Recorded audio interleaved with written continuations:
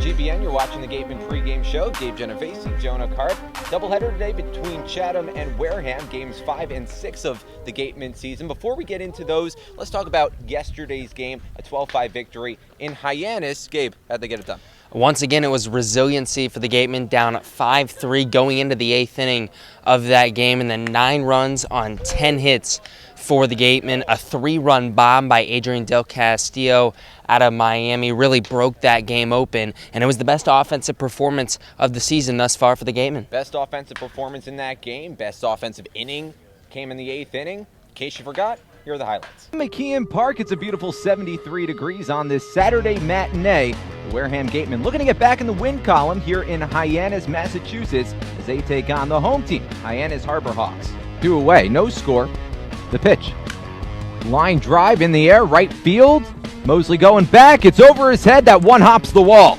Benjamin Semmes comes home to score. Chad Stevens stops at second base with an RBI double, and the Gatemen take the early lead on top 1-0. Richmond from the letters. Line drive over the head of the third baseman Stevens and down the left field line.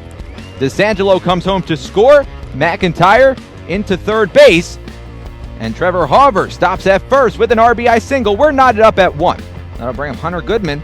First pitch lifted in the air, a pop-up. It's going to stay well into shallow center. Braden Ward under it makes the catch. Tagging from third is Mitch McIntyre. Slides into the plate safely. And the Harbor Hawks take the lead on top 2-1. Brooks Carlson can keep the inning alive. 2 runs home in the inning. Pitch lifted in the air, left center field, chasing Ward back. He's still going back, and it's over his head. Skips all the way to the wall. Trevor Hauver rounding third, stopping at second base. Brooks Carlson. Hauver comes home to score. Third run of the inning for the Harbor Hawks. They're on top 3-1. Down low, ball 4. Lavender walks in a run. Guangarena will touch home plate.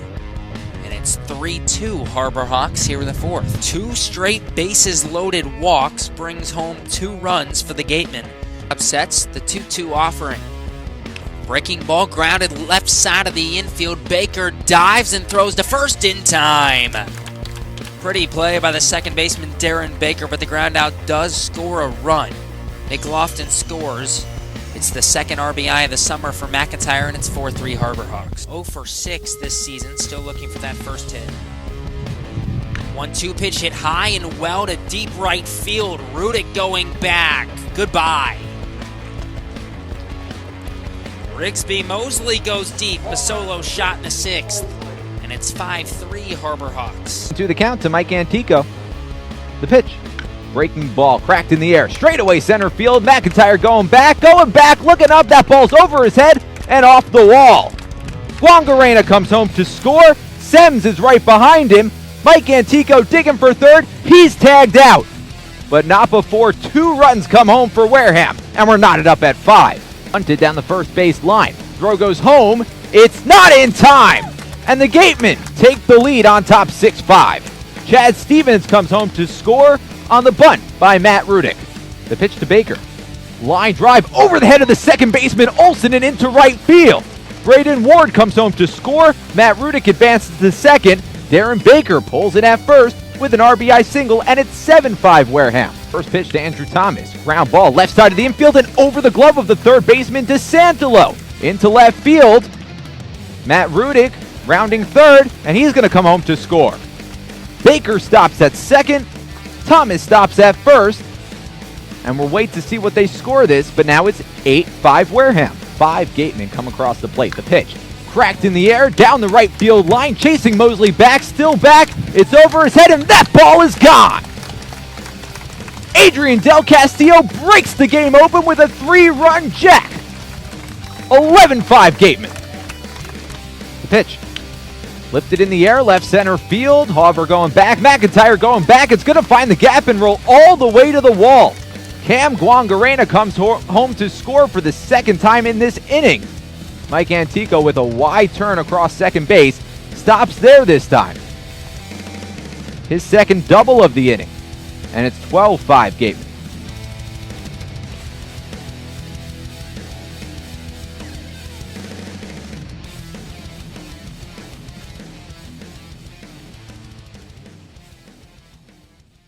Boy, that Adrian Del Castillo home run was a bomb, but he wasn't the only star of the game. Mike Antico had a big day. Yeah, Antico 3 for 5 for the game, 2 doubles in that 8th inning alone, 3 RBIs for the game as well. He was our player of the game. And so many Gatemen contributed throughout that 8th inning, but he really stood out. And he wasn't wearing number 16. He was wearing number 6. So I guess we'll see if he sticks with number 6, because it worked for him yesterday. All right, we're going to take a quick break. On the other side, Addison Van Patten with head coach Jerry Weinstein. Shop from home year-round on Gatemen.org. You can customize your Gatemen gear from any device, anywhere. We offer a large selection of apparel and unique gifts 24/7, 365. Hard to find sizes, colors, and styles. Youth Clinic registration is also available. Visit us today and remember us for holiday gifts at Gatemen.org. Welcome back to the Gatemen pregame show on GBN. My name is Addison Van Patten, and today's manager show has turned into a weather report. It's an 80% chance of rain here in Wareham for the rest of the day, and the Gatemen have been forced to move inside to take BP in the cages. Up next is Around the Cape with Ryan and Javik. Sending it over to you guys. Thanks so much, Addison. Welcome inside Around the Cape. I'm Javik Blake alongside Ryan LeMay here on the GBN Gatemen pregame show, getting you set for the Wareham Gatemen against the Chatham Anglers. That coming up at 4 o'clock. But first off, let's go around the Cape and let's start off with yesterday's games. 4 of them in action, a full night of games across the Cape. But first, let's head out to the farthest team on the Cape. Out in Orleans, they lost to Brewster 2-1 last night. William McKay getting the win, Cameron Fields getting the loss, and Carson Coleman getting the save. But one of the big things, Ryan, Brewster winning that game despite making 5 errors in the field. Yeah, I mean, I've been very impressed with Orleans pitching so far. Andrew Abbott of Virginia has been one of their best pitchers, and they have a really good pitching staff. But as for their offense, I mean, Brewster had 5 errors, but you can't muster a win out of that. Come on. I mean, Orleans really has to be better on offense if they want to get some wins going the rest of the season. And they didn't really have a whole lot of hits going in that game. Yeah. We saw that against Wareham just a few days ago. Getting hits was an issue for them, and that offense really sputtering in the early going. Yeah, I think Orleans really needs to find some offense if they really want to help out their pitchers, because the pitchers can't do it all. I mean, you can't go into a game and only lose by a run like that and expect to. I mean, you have to have some offense at the end of the day. That's all it comes down to. And we'll go from Orleans. The team of the Gatemen are playing tonight. They won last night. They beat YD 7-3. Mason Hazelwood getting the win. Getting the loss is Travis Kiskern. One of the big things for Chatham was 5 runs in the 5th inning off only 3 hits. Yeah, Chatham, I mean, this is the battle of 2 high-powered offenses. We obviously saw what YD did to Wareham and Boston. They have a very good offense, but they're only limited to 3 runs, and that's because Chatham, they have the best pitching in the Cape League this summer so far. They have the most strikeouts, and they have the best ERA and best wins from any team in the Cape League. So as much as the offense came to play last night, giving them 7 runs, I'd give most of the credit to Chatham's pitching so far in this early goings of the season. And now 2 days ago, we talked about Falmouth having the best pitching staff in the Cape, having only allowed 2 runs. Well, last 2 games, they've allowed 19. They fell to Bourne last night 10-2. Getting the win was Sean Harney. Getting the loss was Chris Gonzalez. But the big thing for Bourne, 1 through 4 in their order, went 9 for 18 with 7 RBIs, a home run, and 3 doubles. And with that kind of power hitting through 1 through 4, that just powers you to victory. I need to stop making bold predictions. Yesterday, I said I was all in on Falmouth. I thought they would easily win the game last night. But of course, what happens? They get embarrassed, losing 10-2 to a Bourne team that didn't have a win going into the night. So, I mean, baseball is a very fickle sport. You can't really predict it. And now I think I've learned my lesson. And I think Falmouth, maybe they're not as good as I said they were originally. Well, in Falmouth, they came out hot with pitching in their first 2 games. Yeah. But since then, 19 runs allowed. They're really just kind of evening out. They have 2 runs in the first game, 19 in the next 2. Now they're only at 21 allowed in the year. So they're sort of evening out. Yeah, I mean, I don't want to give up hope on Falmouth. Obviously, it's still very early in the season, but we've seen 2 sides of their team, and now if they want to continue to play well, they're going to have to get back to how they played the first 2 games of the season. And now the last game on the Cape last night, the Katuitt Kettleers beating the Harwich Mariners 7-5 at White House Field in Harwich. Getting the win was Christopher Holcomb. Getting the loss was Nick Stewart. Kyle Nicholas getting the save. But the big thing for Harwich was their bottom of their order just didn't produce. 0 for 14 with 5 strikeouts and just 1 RBI, and that's really telling you the dominance of the Katuitt pitching staff. Yeah, that's just not good enough. And I mean, as well as Katuitt has pitched, it's all about their offense. I mean, the last 3 games they've had 7 or more runs, and they currently have 6 home runs so far in the Cape League. That's the most in the entire league. So they have a very high-powered offense, and just to add some pitching as well, I mean, they're basically an unstoppable team right now. And Gatuit sitting in first place in the Eastern Division. Third straight win. They've scored 7+ in all wins. And check that, first place in the Western Division. But when we come back, we'll wrap up the games tonight, and we'll see what you should look forward to around the Cape when we come back on the Gatemen Pregame Show on GBN. Shop from home year-round on Gatemen.org. You can customize your Gatemen gear from any device, anywhere. We offer a large selection of apparel and unique gifts 24/7, 365. Hard to find sizes, colors, and styles. Youth Clinic registration is also available. Visit us today and remember us for holiday gifts at Gatemen.org.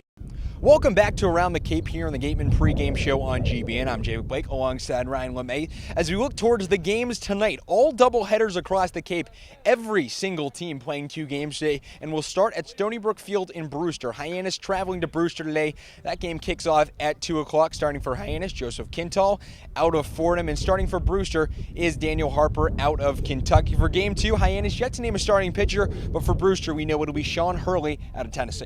I mean, that was a very unfortunate game for Hyannis yesterday against the Wareham Gatemen. They were up 5-3 entering the 8th inning, and then the Wareham Gatemen went on to score 9 runs and have 10 hits in that inning to take the win from Hyannis. And Hyannis has still yet to find a win this summer on the Cape, and I mean, come on, that was a very rough performance yesterday for them, so I don't really see how maybe they bounce back, but after a demoralizing defeat like that, I think they're in for some trouble today against Brewster. And 9 runs in 1 inning. Coming into that game, the Gatemen only scored 10 all season, and they scored 9 in that inning. A fantastic offensive output for the Wareham Gatemen, but we'll go from Brewster to Red Wilson Field in Yarmouth Dennis. They'll be at home today against the Cotuit Kettleers. That game kicks off at 2 o'clock as well. For Cotuit, it's Christopher Farrell. He's pitched once already this year. 4.1 innings pitched, 5 strikeouts, 2 walks, 1 earned run. He's from William & Mary. And going for YD is Boyd Vander Koy out of Arizona State. For Game 2, Cotuit yet to name a starting pitcher, but for YD, we know it'll be Jack Leftwich out of Florida.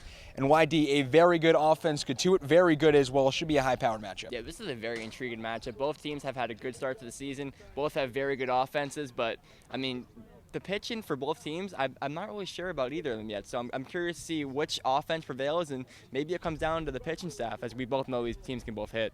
And from there, we'll go to the White House Field in Harwich. They'll play at home today against Falmouth. That game starts at 3 o'clock. Falmouth's pitching staff trying to right the ship after back-to-back lackluster performances by them. They'll turn to Noah Thompson, making his first Cape League start out of Lipscomb. For Harwich, though, on the other side of things, they're having a great pitcher going, who really shined in his first start on the Cape League, and Logan Allen out of FYU. His first start this year, 5 innings pitched, 7 strikeouts, just 1 hit. For Game 2, we know the starters for both teams. It'll be Sam Strickland out of Samford, and for Hyannis, for Harwich, it'll be Carson Seymour out of Kansas State. But that Game 1 matchup for Falmouth trying to right the ship, they're going to face a tough pitching matchup. Yeah, Logan Allen was fantastic in his first game of the season in the Cape League. And honestly, we saw in the first 2 games, Falmouth obviously does have the pitching talent, but it's just all about how the confidence is for these pitchers when it comes down to playing. And honestly, the offense is going to have to help these pitchers out because they haven't really helped them out so far. So I think that Falmouth could have a bounce-back performance today. And this 4 o'clock start, the latest on the Cape League here today at Spillane Field. The one other game in action just over the bridge in Bourne. The Bourne Braves will play host to the Orleans Firebirds at Doran Park at 3 o'clock. For Orleans, it's Jared Schuster out of Wake Forest, a New Bedford, Massachusetts native, so not playing too far from home. Against him will be Colby Dunlap out of Yukon for Bourne. For the Game 2 pitching, it'll be Noah Skinrow out of Liberty. And one of the few Canadians playing in the Cape League, he'll start for Orleans in Game 2. And for Bourne, it'll be Mac Lander out of Georgia. A game where Bourne really, they're trying to get something going, and for Orleans, they're trying to get that offensive back. Yeah, Orleans needs to get some offense going. But as for Bourne, they probably have a lot of confidence right now. Coming off their first win yesterday in the Cape League, I expect them to have a similar performance, but I think Orleans tries to right the ship right now with their offense. And Bourne, one of their big things, it's all about trying to get something going. You win 1 game, then you win 2, and then you start getting a streak going. If they can get hot, and we've seen it in years past with various different teams throughout the season, if you can get hot for a few weeks, that's really all you need to secure a top playoff spot. I mean, think about what Brewster did last season. I mean, they were nowhere near the top of the standings, but they made a run in the postseason. So anything's possible in baseball, and it's all about having those runs. So I could easily see Bourne going on one of those runs right now early in the season. Now, before we send it back to Game and Jonah, one last question for you, Ryan. Any bold predictions for today? Ooh, this is tough. My predictions have always been wrong so far, but if I had to make one prediction, I would have to say that Bourne is going to upset Orleans today. All right, well, we'll see if that happens. We'll send it back to Gabe and Jonah in the booth to wrap things up with the starting pitching matchup and the starting lineups before we get the first pitch from Spillane Field. A 4 o'clock first pitch, the first of 2 7-inning games today. For Ryan LeMay, I'm Javic Blake. This has been Around the Cape. Now back to the studio for Jonah and Gabe. Back here on the Gatemen pregame show, Gabe Genovese, Jonah Karp. Let's break down today's 2 games. Player to watch. Who do you got for Chatham? Player to watch for Chatham today will be Jamal O'Geen from Florida State. He's already hitting .353 through his first 5 games.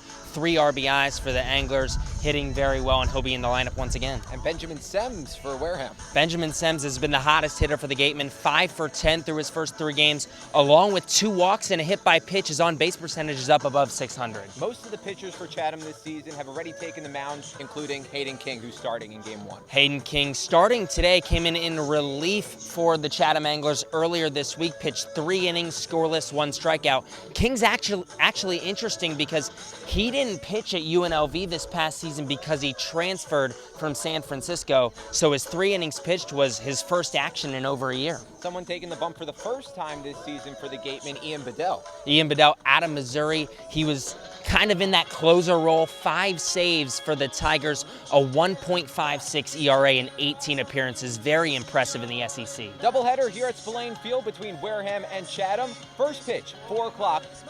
Be there.